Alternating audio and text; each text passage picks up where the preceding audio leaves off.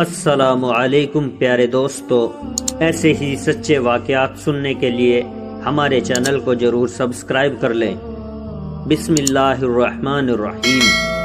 اللہ جل شانہ کا خوف اور ڈر، دین کے لیے اپنی جان و مال، آبرو سب کچھ فنا کر دینے کے بعد اللہ جل شانہ کا خوف اور ڈر جس قدر صحابہ اکرام رضی اللہ عنہم میں پایا جاتا تھا، اللہ کرے کہ اس کا کچھ شمع ہم سیاکاروں کو بھی نصیب ہو جائے۔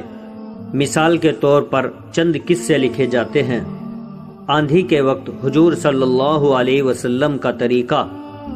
حضرت عائشہ رضی اللہ عنہا فرماتی ہیں، جب ابر، آندھی وغیرہ ہوتی تھی، حضور اقدس صلی اللہ علیہ وسلم کے چہرہ انور پر اس کے اثر ظاہر ہوتا تھا اور چہرے کا رنگ فق ہو جاتا تھا، اور خوف کی وجہ سے کبھی اندر تشریف لے جاتے تھے اور کبھی باہر تشریف لاتے تھے اور یہ دعا پڑھتے رہتے، اللہم انی اسألک خیرہا و خیر ما فیہا و خیر ما ارسلت بہ و اعوذ بک من شرہا و شر ما فیہا و شر ما ارسلت بہ۔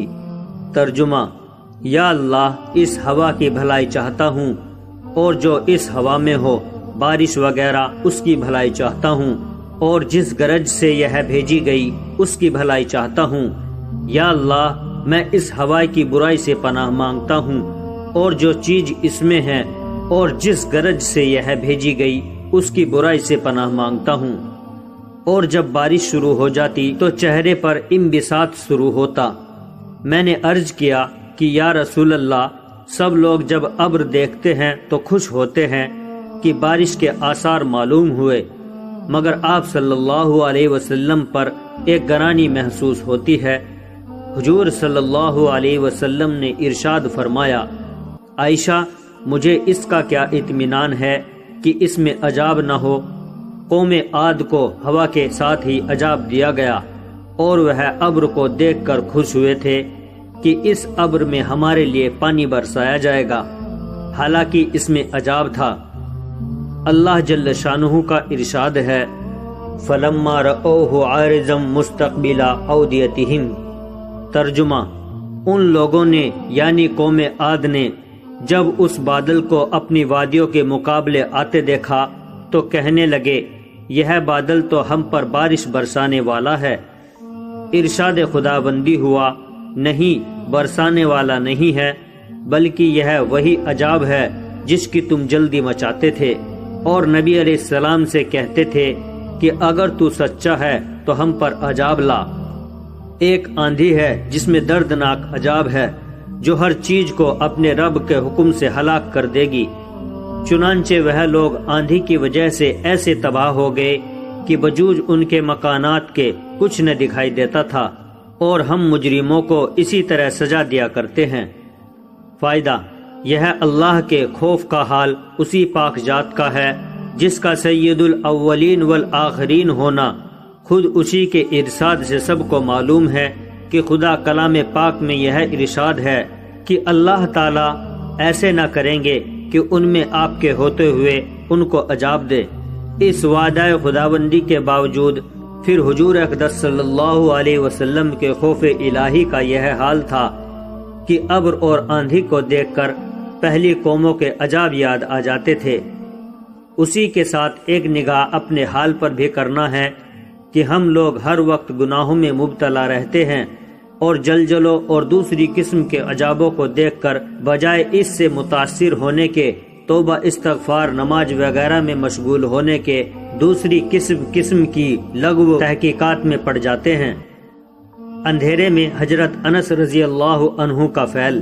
نجر بن عبداللہ رضی اللہ عنہ کہتے ہیں کہ حضرت انس رضی اللہ عنہ کی زندگی میں ایک مرتبہ دن میں اندھیرا چھا گیا۔ میں حضرت انس رضی اللہ عنہ کی خدمت میں حاضر ہوا اور عرض کیا کہ حضور صلی اللہ علیہ وسلم کے سامنے بھی اس قسم کی چیزیں پیش آتی تھی۔ انہوں نے فرمایا، خدا کی پناہ، حضور صلی اللہ علیہ وسلم کے زمانے میں تو ذرا سی ہوا تیز ہو جاتی تھی تو ہم لوگ قیامت کے آ جانے کے خوف سے مسجدوں میں دوڑ جاتے تھے۔ ایک دوسرے صحابی ابو درداء رضی اللہ عنہ فرماتے ہیں کہ حضور صلی اللہ علیہ وسلم کا معمول تھا کہ جب آندھی چلتی تو حضور صلی اللہ علیہ وسلم گھبرائے ہوئے مسجد میں تشریف لے جاتے۔ فائدہ: آج کسی بڑے سے بڑے حادثہ مثابت بلا میں بھی مسجد کسی کو یاد آتی ہے، عوام کو چھوڑ کر خاص میں بھی اس کا اہتمام کچھ پایا جاتا ہے۔ آپ خود ہی اس کا جواب اپنے دل میں سوچیں۔ سورج گرہن میں حضور صلی اللہ علیہ وسلم کا عمل۔ حضور اقدس صلی اللہ علیہ وسلم کے زمانے میں سورج گرہن ہو گیا۔ صحابہ رضی اللہ عنہ کو فکر ہوئی کہ اس موقع پر حضور صلی اللہ علیہ وسلم کیا عمل فرمائیں گے، کیا کریں گے، اس کی تحقیق کی جائے۔ جو حضرات اپنے اپنے کام میں مشغول تھے چھوڑ کر دوڑے ہوئے آئے۔ نو عمر لڑکے جو تیر اندازی کی مشق کر رہے تھے ان کو چھوڑ کر لپکے ہوئے آئے تاکہ یہ دیکھیں کہ حضور صلی اللہ علیہ وسلم اس وقت کیا کریں گے۔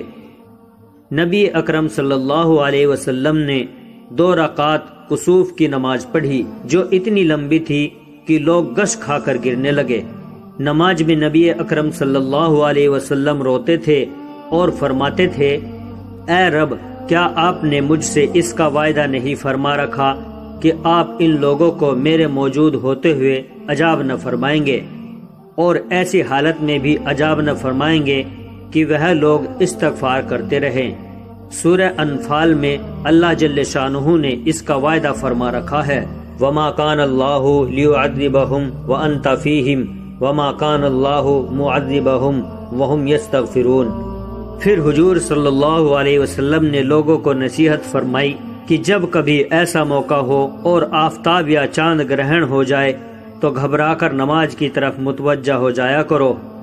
میں جو آخرت کے حالات دیکھتا ہوں، اگر تم کو معلوم ہو جائے تو ہنسنا کم کر دو اور رونے کی کثرت کر دو۔ جب کبھی ایسی حالات پیش آئے نماز پڑھو، دعا مانگو، صدقہ کرو۔ حضور صلی اللہ علیہ وسلم کا تمام رات روتے رہنا۔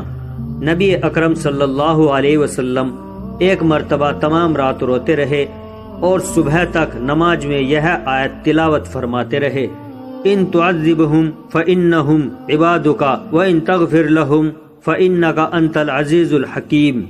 اے اللہ، اگر آپ ان کو سزا دے جب بھی آپ مختار ہیں کہ یہ آپ کے بندے ہیں اور آپ ان کے مالک ہیں، اور مالک کو حق ہے کہ بندوں کو جرائم پر سزا دے، اور اگر آپ ان کو معاف فرما دیں تو بھی آپ مختار ہیں کہ آپ زبردست قدرت والے ہیں تو معافی پر بھی قدرت ہے، اور حکمت والے ہیں تو معافی بھی حکمت کے موافق ہوگی۔ امام اعظم رضی اللہ عنہ کے متعلق بھی نقل کیا گیا ہے کہ وہ ایک شب تمام رات وَامْتَازُوا الْيَوْمَ أَيُّهَا الْمُجْرِمُونَ پڑھتے رہے اور روتے رہے۔ مطلب آیت شریفہ کا یہ ہے کہ قیامت کے دن مجرموں کو حکم ہوگا کہ دنیا میں تو سب ملے جلے رہے، مگر آج مجرم لوگ سب الگ ہو جائیں اور غیر مجرم علیحدہ۔ اس حکم کو سن کر جتنا بھی رویا جائے تھوڑا ہے کہ نہ معلوم اپنا شمار مجرموں میں ہوگا یا فرما برداروں میں۔ اللہ تعالی ہم سب کی مغفرت فرمائے، آمین۔ پیارے دوستو، ویڈیو اگر اچھی لگی ہو تو ویڈیو کو لائک اور شیئر کریں، اور ہمارے چینل کو ضرور سبسکرائب کر لیں، اور جاتے جاتے ہمیں اپنا ایک پیارا سا کمنٹ ضرور کر دیں۔ السلام علیکم ورحمۃ اللہ وبرکاتہ۔